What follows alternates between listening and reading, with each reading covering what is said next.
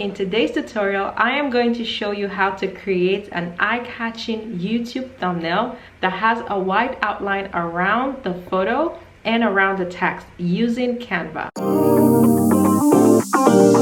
In this channel, I talk about my online business journey. I also share the tools and the resources that I have used to create a location-independent online business. If you are interested in this type of content, or if you are on a similar path, feel free to subscribe to my channel and turn on the notification bell. That way you are notified when I release brand new content. I'm going to show you how to create this particular thumbnail so it has a white outline around the photo, and it also has a white outline around the text to match the photo. It can be very eye-catching and it can allow your thumbnail to stand out from the crowd. If you are interested in how I created this thumbnail in Canva, keep watching. All right, so we are on my Canva account. If you don't have a Canva account, you can create one for free. With this particular tutorial, if you have a Canva Pro account, it is a little bit better.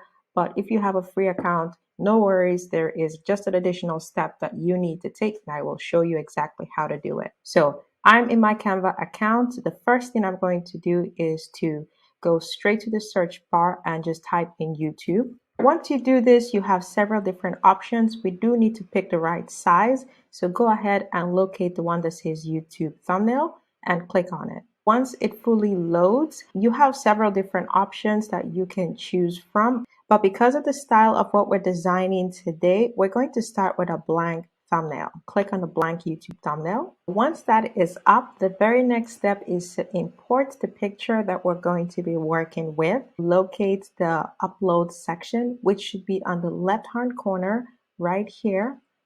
Click on it. Click on upload media to pull in the picture from wherever it is saved. In this case, I already have the picture that I'm going to be working with uploaded. So all I need to do is to click on it once, and it's directly pulled into my work area. Once the picture is in here, I'm going to keep it this size because when we're completely done with all of the changes, we can resize it any way we want. The first step is to duplicate this picture. In order to do this, just make sure the photograph is highlighted and then click on the duplicate button right here. If you want to use a shortcut, you can use Command D on a Mac or Control D on a PC. We have both pictures right here. The very next step is to remove the background from the picture in front. If you have a Canva Pro account, it's super easy. If you don't have a Canva Pro account, you would need to use a separate program to remove the background from your photo and re-upload it into Canva. The website is called remove.bg. It's super easy. Go to remove.bg and upload your photo there, and then remove the background with one click, download it from that website and re-upload it into Canva. Once you have completed that step, come back here and continue with the tutorial. If you have a Canva Pro account, click on the photograph you want to remove the background from, go to Effects, click on Background Remover. If you have this problem, no worries, just go ahead and repeat the step because sometimes it's just a little glitchy and it may not work the first time. Go ahead and do it one more time. Okay, so as you can see here, it did take a second or two, but the background has been removed from the first photo. If you just move it around, you can see that the first one doesn't have the yellow background anymore. The next step after removing the background is to add the outline. In order to do this, click back on Effects. Once you are there, scroll all the way down until you locate shadows. So if this is the first time you are using this effect, you might not see shadow right here. Add it to your account, and then once you do it, it would always show up here. So once you're here, click on glow to apply that effect to your first photo.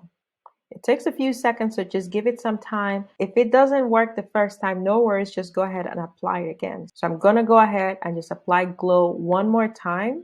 You can already see it take effect, but we're not done. The next step is to click on this See Controls. Click on that, and we have 1, 2, 3, 4 options here. We're going to first change the color from black to white. You can already see the outline showing up, but we really want it to pop is to work on the transparency. Take that transparency and go all the way to 100. and you can see the outline really showing up in the picture a lot better. But we need to work on the blur to make it sharp. So take the blur down all the way to 0 if you want it super sharp. And if you want just a tad bit of blur, you can take it to 1. I usually like it somewhere around 1 or 2. You can certainly put it at 0 if you want that really sharp outline. We can make it a little bit more defined by playing with the size. Go ahead and increase the size until you see something you really like. So if you want a very strong, prominent outline, of course, go with a really big size. So increase the number of the size. If you want it a little bit more subtle, go with a lower number. I'm thinking I'm going to leave it right around 6 or 7 for this particular design. I think I like 6. The last step is to just click on apply. Once you do this, you cannot reverse it, meaning that you can't go back and change the number to 8 or 9 or change the transparency. It is done. You can remove all of the effects. You can layer on another effect. Or you can start all over again, but you cannot go back and adjust the particulars of that glow effect. So make sure you like it before you click save, or you may have to do it all over again. I am happy with what I have here. And just to show you, I have the first one floating around and the second one just on top of it. So I'm just making sure they're perfectly realigned. What I'm going to do now is to group them together so I can make sure I fill up the entire space with the picture. I'm going to group them by selecting all and then clicking on group. Once they're grouped together, now I can move it all the way to one end and drag the other corner until it completely fills up the entire space, and you could just move it around to make sure you like the position. Right now it's filled up the entire space. Of course, depending on the photograph you use, you may have more space on the left or on the right. I have a little bit of space here, and that's what I'm going to use to add my text. In order to do this, all you have to do is add your text. So shortcut key, you can just tap on the T on your keyboard, and then you have your text there. You could change it to whatever you want. So in this case, I'm going to just type you. All right, so I have my text right here. Of course, I want to change the font. I'm going to go with League Gothic for this particular design.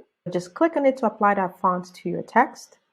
Alrighty, so I have my text. I have the size that I want it to be. The next step would be to change the color to white. Click on the color icon, and we're changing that to white.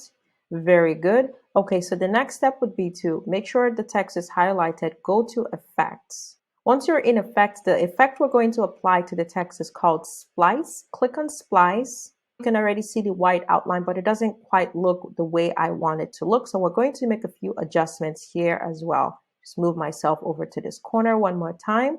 So the first thing I'm going to change here is the color. Let's go with this darker color right here. I have the color changed. The next thing you want to do is to go to offset. Okay, you can see right now it's a little offset, meaning that the white outline is not perfectly outlining the text. So in order to change that, just go to offset and move it all the way down to 0. When you move it all the way to 0, you can see that it's perfectly outlines the text. You have the color inside, and then you have the white outline outside. And you can change the thickness too, just like we did with the photo. If you want it subtle, scroll all the way down to the left. And if you want it more prominent, just increase the thickness number by scrolling to the right or just changing the number here. So I think I'm going to go down to 50. In this case, you don't have to apply. It just takes effect automatically. Just click out of it and you have your white outline. We have our text and our photo with a white outline around it. If you need to create additional outlines, repeat the same steps with any additional photo or any additional text that you add into your design project. If you have any questions about this, let me know in the comment section below. Also, if you are able to recreate your own thumbnail with your white outline or however way you created it, let me know in the comment section as well. Finally, if you found any value from this video, give me a thumbs up. It certainly helps this very small YouTube channel, and it allows my video to be shown to a wider audience. So I appreciate the thumbs up if you found it helpful. Thank you so much for watching, and I will see you next time. Take care. you.